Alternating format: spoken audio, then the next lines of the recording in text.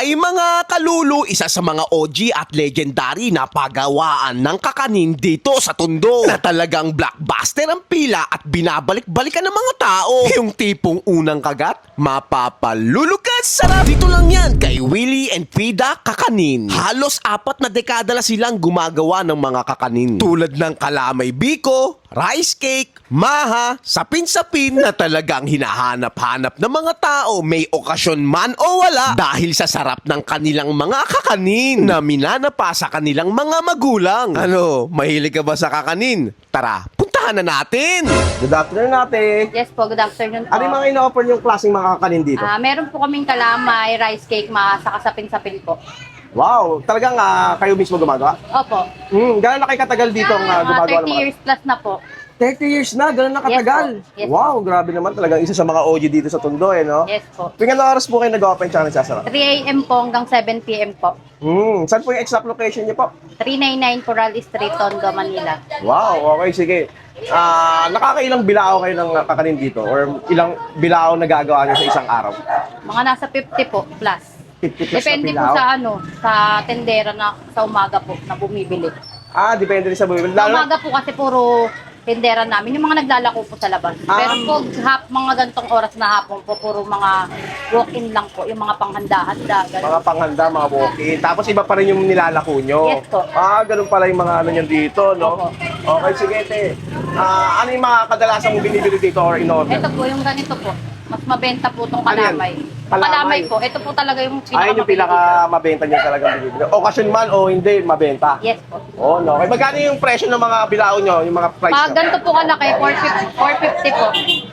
450 pesos, ganyan kalaki. Yes po. Kasama na po bilao. Pero kung magdadala po kayo ng sarili nyong bilao, minus 50 po. Pag sa ganito kalaki.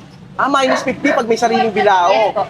Pag-order po kayo online, meron po kaming page na Willie and Frida's Kakanin po. Tapos yung address po namin is 399 Coral Street, Tondo, Manila po.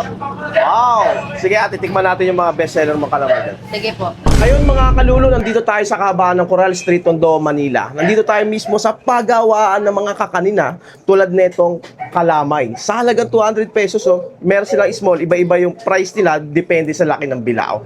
Tikman natin yan, syempre. Ayun sa mga mahilig dyan sa mga kalamay, tamis, yan, dito mismo, pagawaan, di ba? Yun Grabe. Isa to sa mga OG na nagtitinda ng mga kakanin dito. 30 years na sila nagtitinda, kita mo naman, Dito mismo talaga sila gumagawa, idol, kitang-kita. Sa loob ng 30 years, talagang tinatangkilik sila ng mga tao. Ganon sila katagal dito. Dahil napakasarap talaga ng kanila. Kalamay nila, tsaka yung mga kakanin. Hindi lang kalamay dito, meron din sila dito mga maha, ang dami pagpipilian. Kain tayo. Sarap. Hindi siya masyadong sobrang tamis. Yung pagkatamis lang yung magugustuhan mo, yung sakto-sakto, pambata o matanda, pwede dito. Sarap. Legit na kalamay ito. Maalala mo yan yung mga panahon ng 90s, gano'n yung lahat na yan. Kaya yung mga batang 90s dyan, sakto-sakto sa inyo. Sarap, ketchup, no? Siyempre, hindi pwedeng hindi natin titikman to. Alam nyo na kung sino to, Tito Ketsu, no? Tikman natin. Ayun, Grabe. Napakasarap talaga ng kalamay dito, no? Hindi na ganun katamis. Kaya sa mga gustong bumili ng kalamay dyan, maaga pa lang pumunta na kayo dahil napakahaba ng pila na nito. Ngayon, habang wala pa masyadong pila. Punta na kayo, magpa-reserve na kayo.